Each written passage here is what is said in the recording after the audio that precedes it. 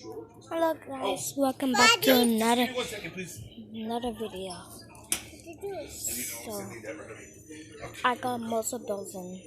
So I have Minecraft and I have the add-ons and got a weather storm, but I need to stop the display.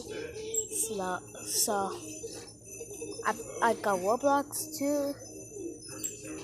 It's this app, but I had to update it. I don't like these apps. They just dumb for no reason.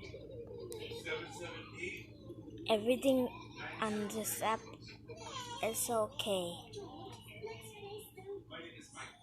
So see you later.